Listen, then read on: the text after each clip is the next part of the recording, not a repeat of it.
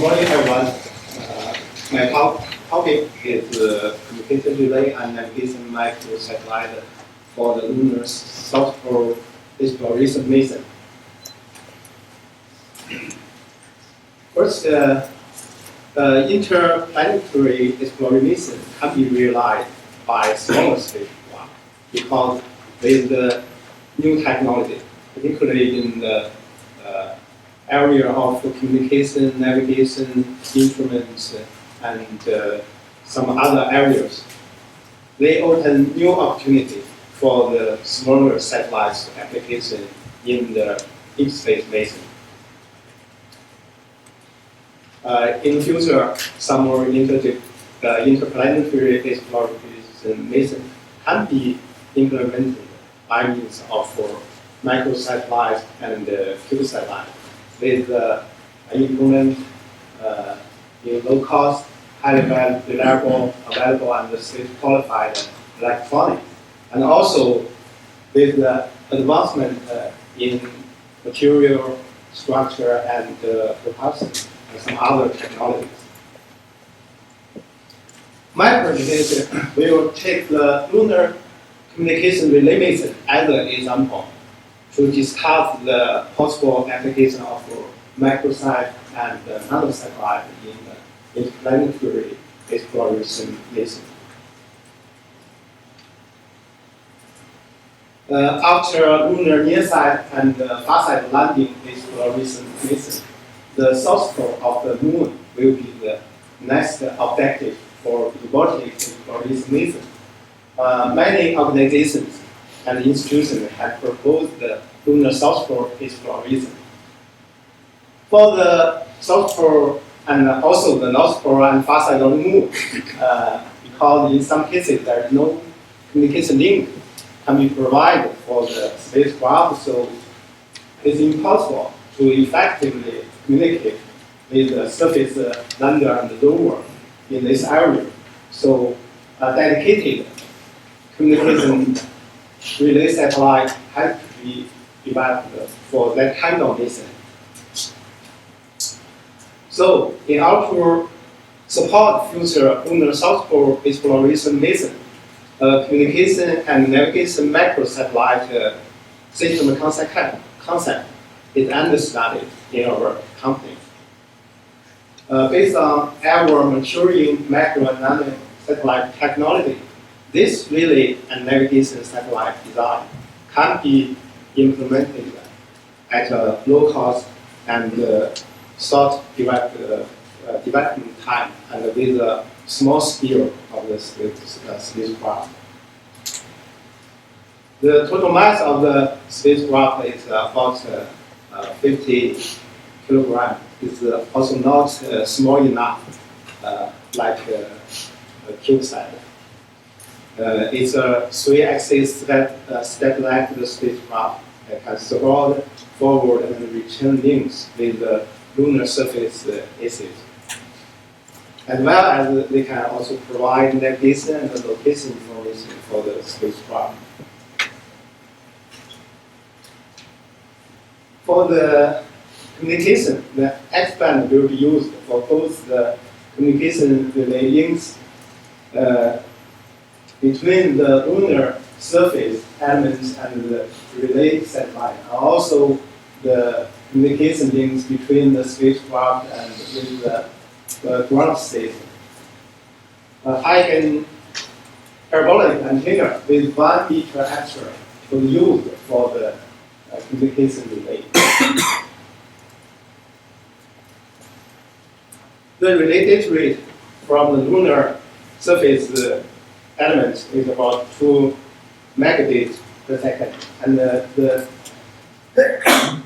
data rate from satellite to Earth station is also 2 megabits per second.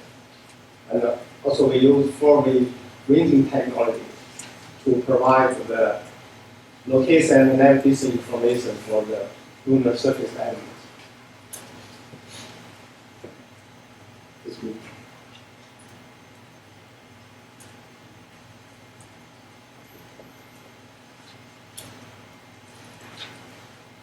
Inclined elliptical frozen orbit will be used for this spacecraft. It can enable a communication link to be established from the spacecraft to any lunar element in the South Hemisphere for over 8.5 hours. The orbit period is about 12 hours. If longer coverage time is needed, constellation has to be used to provide 100% coverage for the lunar surface element. According to our idea, the spacecraft will be launched together with the lander and the rover. Then, through the several orbit maneuver and capture to the final operation orbit. The spacecraft will operation in the orbit about 3 years. This orbit don't need a lot of orbit station keeping requirement, so it's possible to extend the lifetime of the spacecraft. Next, I want to talk about the CubeSat for the lunar relay mission. CubeSat also has the potential to provide a means to explore deep space and to carry out scientific experiment in a more affordable ways. CubeSat class spacecraft also provide the possibility for the future lunar communication relay mission. Nevertheless, the CubeSat only have very limited communication capability because of very limited volume and also the mass contained, so it cannot provide very strong relay capabilities. And also, it's very difficult to realize in current state. There are a lot of challenges still have to be overcome. It includes some areas high efficiency propulsion system, because for the lunar and also other deep space mission, the maneuver of the orbit must be performed. So we have to use the propulsion system, and also the high-gain deployable antenna for the deep space mission. The large aperture antenna is also needed, and also the high efficiency transponder and high degree transmission, and also the high efficiency power system, high accurate actuator control, and some other technologies. Our above capabilities must be developed in medium to light and lightweight weight, so it can fit in constrained and limited volume of the CubeSat class level spacecraft. Here's some lunar relay mission comparison. We compare to different level spacecraft. According to our current design, we use a small satellite with about 500 kg in mass, but it has very high performance for relay surface. We can provide more than 100 megabytes per second retrieve from the lunar surface, and also from the spacecraft ground station. And they also can provide real-time relay for the spacecraft. It's based on a very mature technology. Especially, we have acquired from the Channel 4 lunar relay satellite. It also has a very long time and high reliability, but the cost is also very high. Another option is macro satellite, as mentioned, with a macrosat with 50 kilograms mass, but it has a very limited, not very limited, but limited performance for relay service. And we have to use some new technology, but there are no much challenge. Most of them is, have different job. It also cannot operate very long life and medium reliability, and also is a low cost option. The third one is the nano or pure satellite with 5 to 10 kilogram in mass. This kind of satellite only have very limited relay capability. It cannot provide very high bit rate communication relay service for the lunar surface elements. And they also has to be developed based on future technology. As I mentioned, some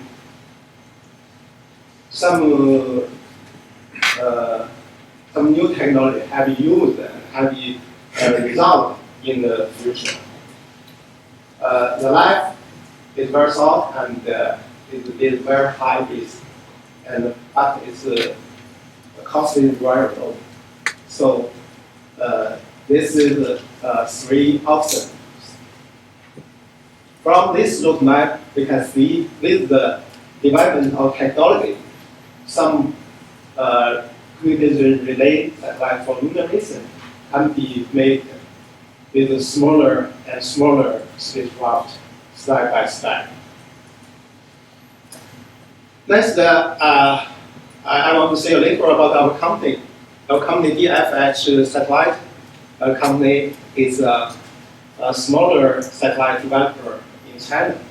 Up to now, we have developed more than 60 small satellites, but we are not experienced in CubeSat and the smaller one.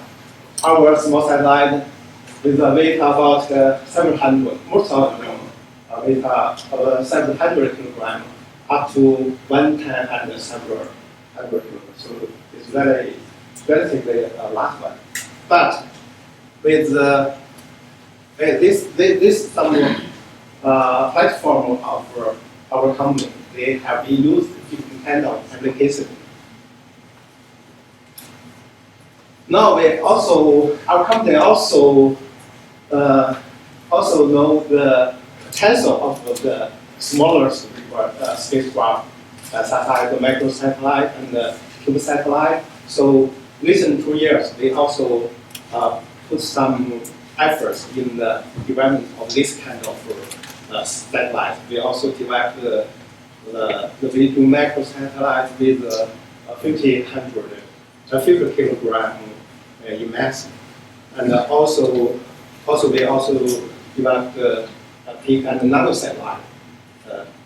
Up to now, we have launched 6 this kind of satellites. They have been in orbit for about 2 years. In the deep space, our company also involved in the lunar mission. We are the system developer of this lunar mission. Myself is the chief designer for the relay satellite. That's why I discussed the future application possibility for the relay mission. This satellite is under developing, and according to the schedule, it will be launched next year. And its outfit in the Earth-Moon navigation orbit is a K orbit to provide communication-related support for the Chinese transform lunar farside landing exploration mission.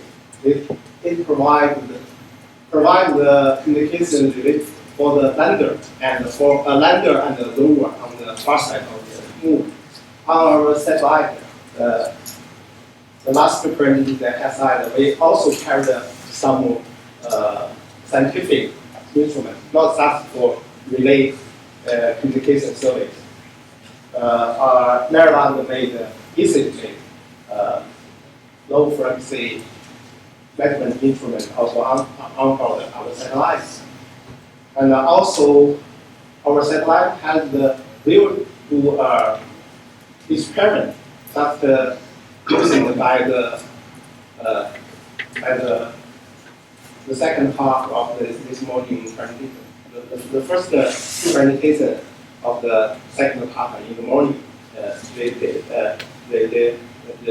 Italian also have the plan to monitor the meteoroid impacting light detection.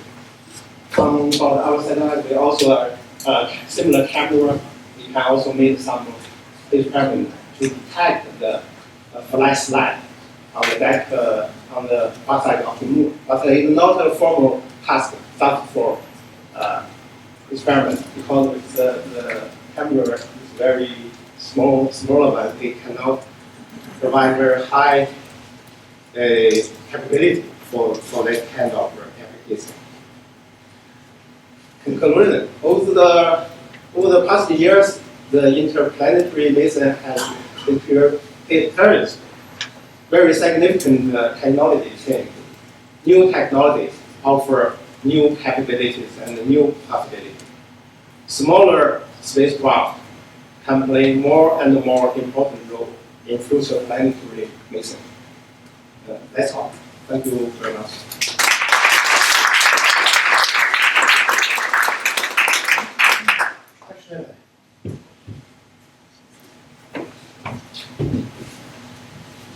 So you mentioned about the reliability when it goes to microsats or nanosats. So where's the reliability issue coming from? Is it mechanical, electronic, is it RF compared to satellites? You mean the mechanical and So you said this reliability is lower as you go to micro yeah. and nanosatellites. So where is the reliability issue coming from?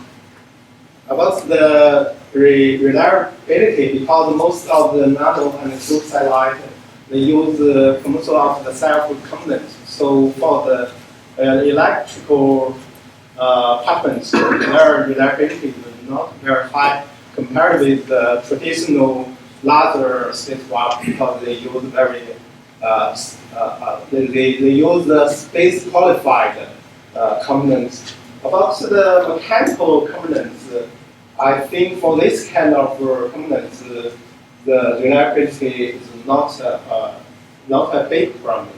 I would say use another word is not so low, not very low than the traditional mechanical parts. It's the electronics. Yeah.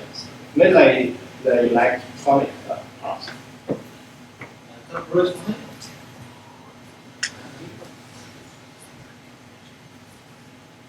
Hi.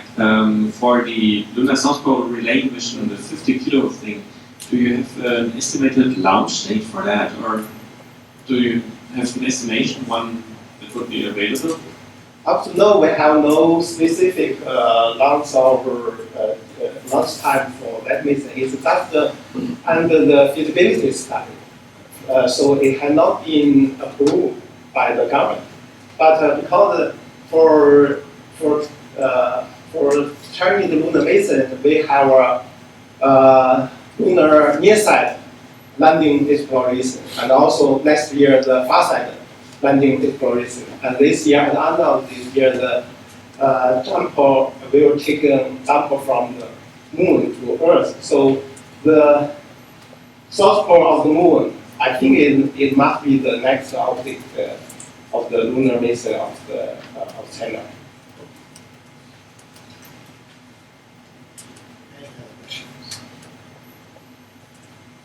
Okay, well, thank you very much. Thank you.